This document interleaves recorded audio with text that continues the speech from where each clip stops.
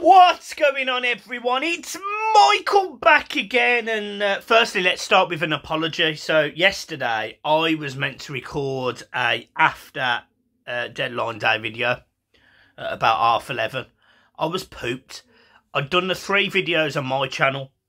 I'd gone on to 90 Min Football, which was a great channel, great team, over 100,000 subscribers, so really big channel. I'd been on Kieran Ranch channel.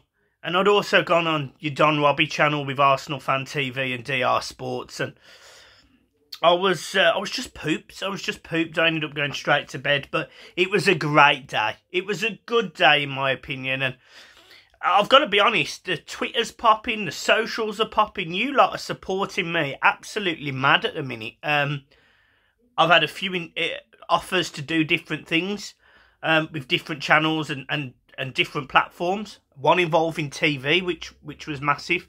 So yeah, man, just a big thanks to all of you, because honestly, the last 48 hours of my life have been mad, and very grateful as always to you all.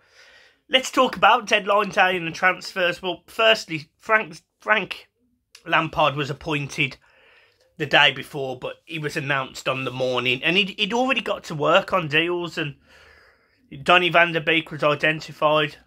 Dele, I'm assuming, was identified after his interview as well. And we put the ball in motion on both of them. The negotiations, I think, were done by Bill Kenwright.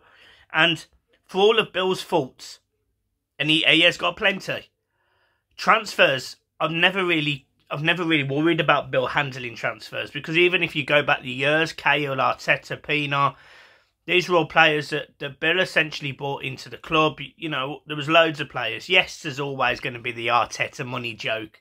But I do think that dealing with transfers is something that Bill can do. He seems to have those relationships and those respects. And he got 2 good deals over the line yesterday. You know, the Dele Alli deal, the way it's structured, we'll go into it in a minute and what he'll bring. But it was very good. I liked the announcement of Lampard. I liked how it was done in the morning so we can prepare for the afternoon.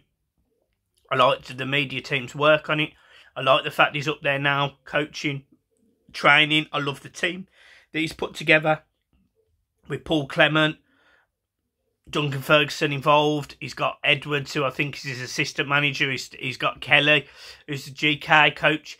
It's really positive. Like, that's a really good setup, and it's a really good, you know, they've all got different traits. You know, Clement's a fantastic coach. Ferguson's passionate blue.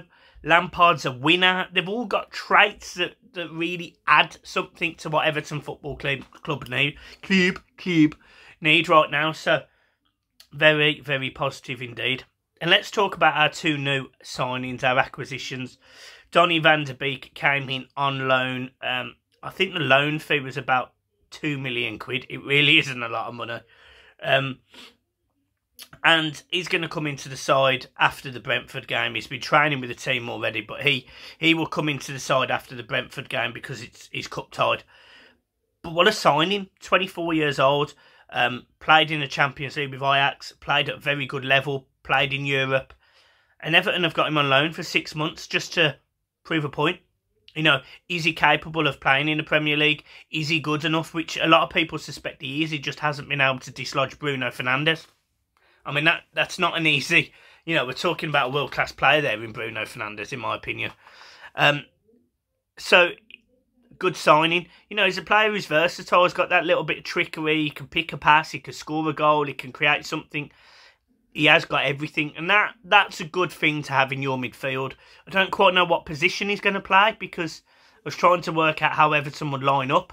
I suspect it'll be a 4-3-3, so what happens with our front players, I don't quite know, but yeah, I'm chuffed with it. I think he's a good signing, and he's got that bit of pedigree that Everton need.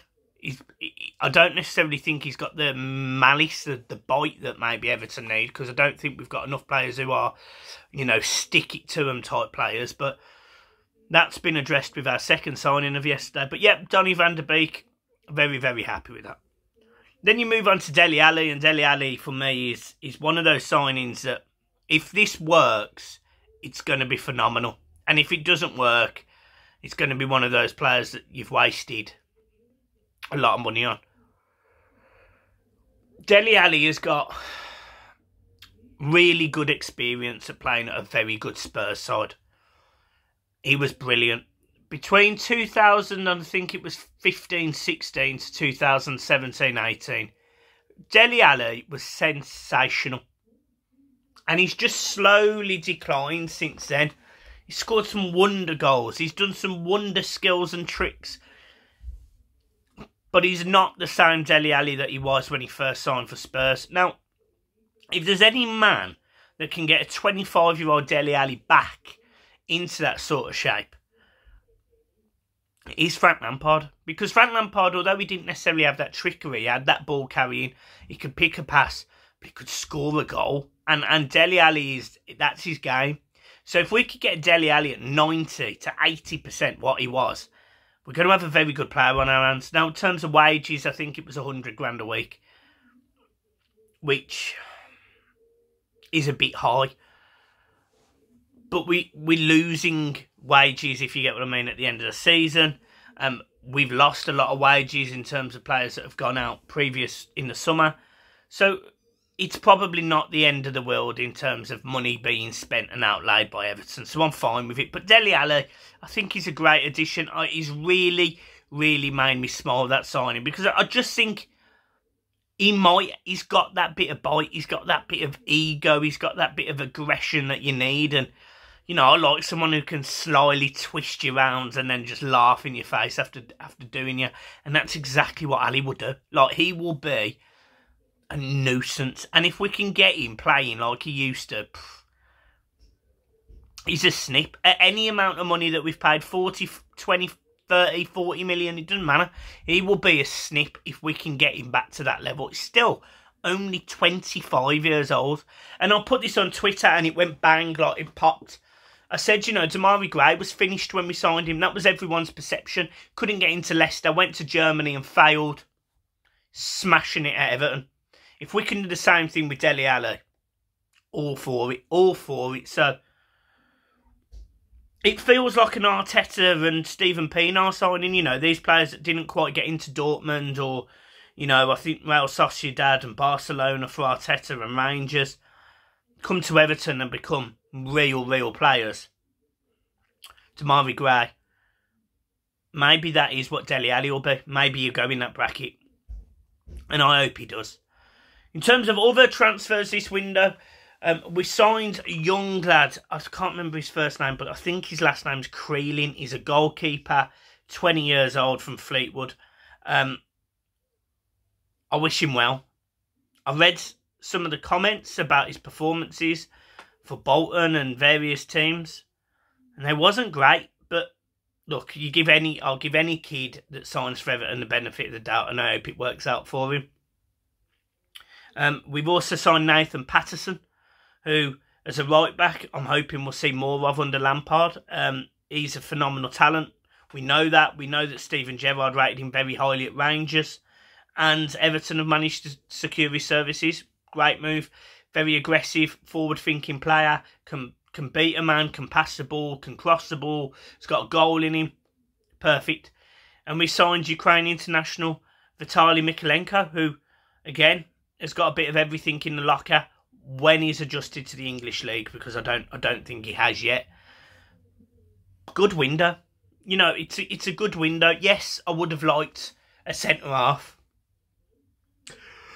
I would have liked... I'm tired. I'm knackered from last night. I'm absolutely knackered. I'm ever so sorry.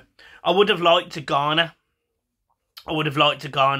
In midfield. I would have probably liked a centre-half. And we were linked with players like Luka Jovic. But all in all, you can't knock that transfer window, really. The other signing that come in was Anwar El Ghazi on loan.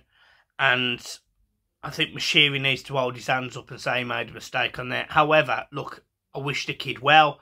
I hope he plays for the next 6 months in whatever capacity. And I hope he proves me and a lot of other people wrong. But we will see. At least we've got attacking options now. At least we've got players who can play in various positions, who are prepared to shoot from outside the box, inside the box, who can create a goal. That's a positive. the negative is we've been defensively poor all season, and that now can't change because we haven't been able to bring those personnel in to centre half where we've had problems with i.e. Keane getting turned far too easy, or Mina being injured, Godfrey probably being inconsistent, and Holgate, his positioning's horrendous. But all in all, happy with the transfer window. I'll give it a solid, I'm going to give it an 8 out of 10. And it's been a long time since I give a transfer window that sort of score. I'm going to give it an 8 out of 10. Buzzing, not really happy with it, and we move on. We've got some big games coming up. Brentford, Newcastle, next 2. We've got Leeds coming up. Everton need to start winning points. We need to get points. We need to move up the league. I'm confident we'll score goals. Just need to make sure that we deliver, you know, and as fans, we've got to get behind the team now and support them. This is our Everton team. This is what we've got this season.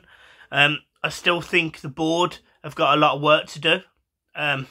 You know, the communication still isn't great, although I appreciated Mashiri coming out and doing a video.